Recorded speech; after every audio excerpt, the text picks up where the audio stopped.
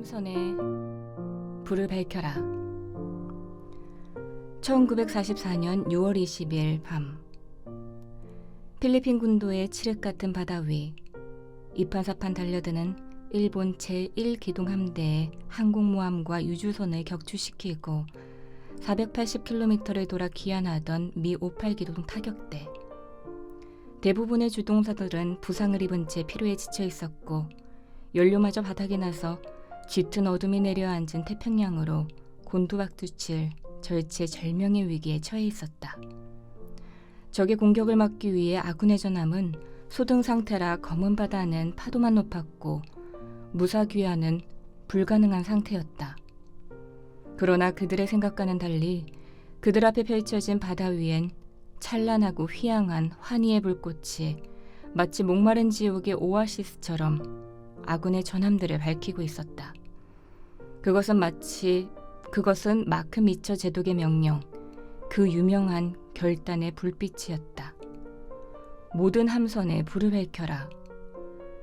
생명 걸고 싸운 부하의 안전한 착륙을 보장하기 위해 적의 표적이 되는 위험을 감수한 제독의 용기는 태평양 전쟁사는 물론 오늘날까지도 덕을 갖춘 용장과 지장의 모험이 되고 있다.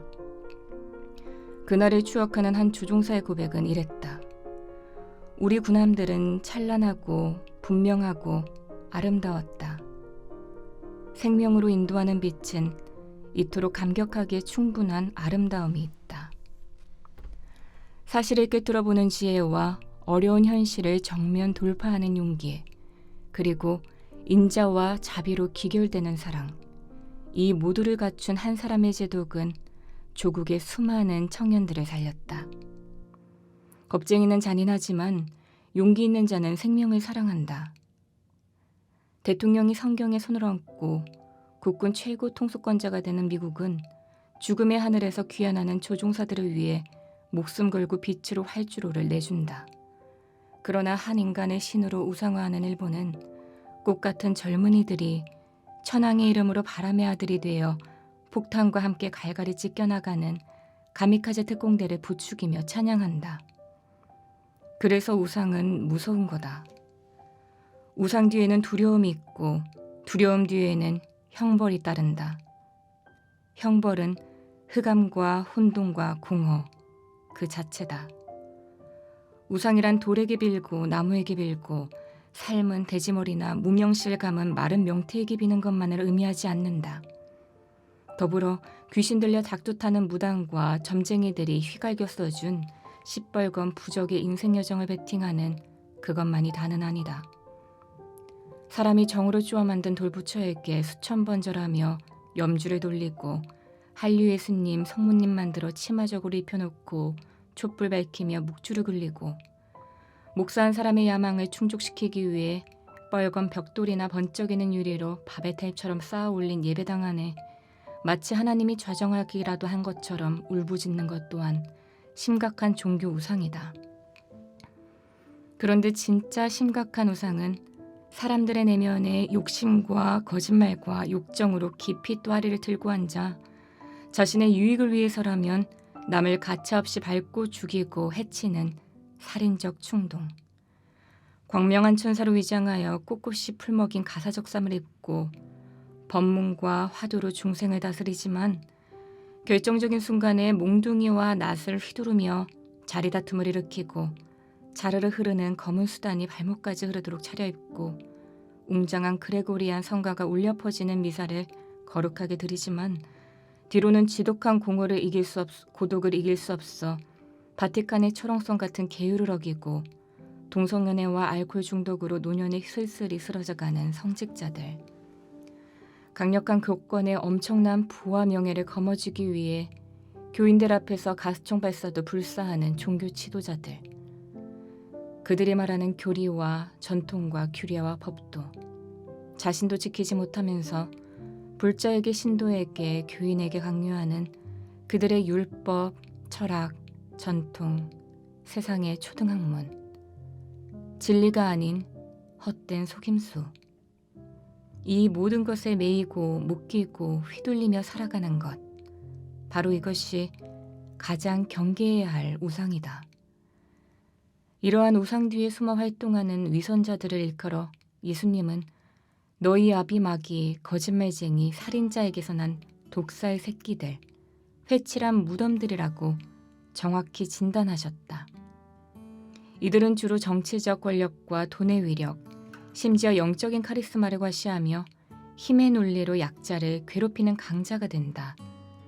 그래서 결국 강자는 약자의 우상이 되고 헛된 우상에 사로잡힌 약자는 강자의 노예로 전락하여 그들에게 덧없이 생명을 바친다.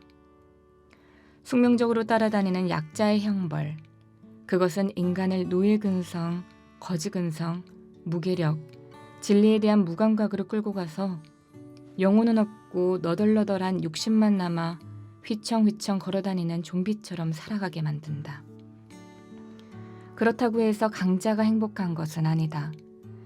약자를 괴롭히고 빼앗고 죽이기 위해 끊임없이 잔머리 돌려 음모를 꾸미느라 쉼도 없고 안식도 없고 행복도 없이 시달리며 한 생애를 살아간다. 따라서 우상 안에 속한 모든 강자와 약자는 불행하다.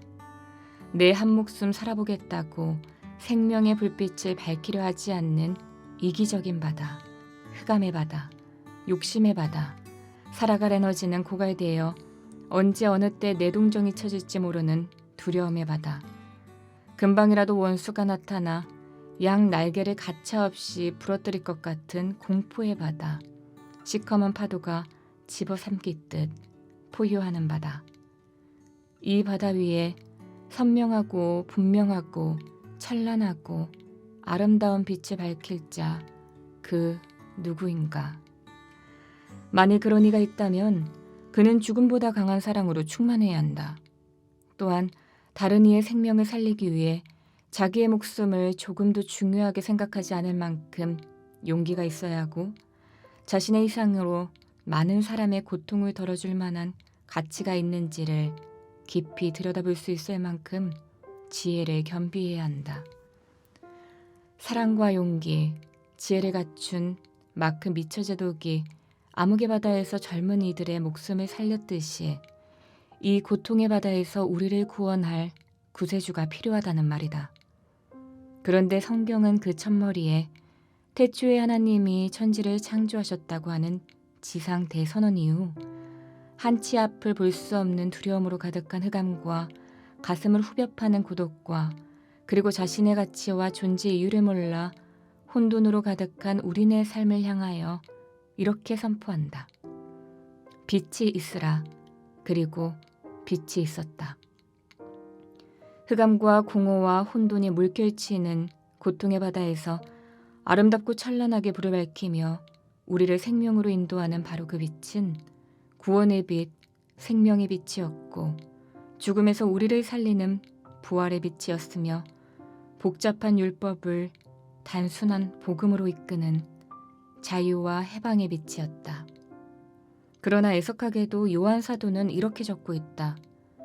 빛이 왔으나 어둠이 그를 알아보지 못하였더라.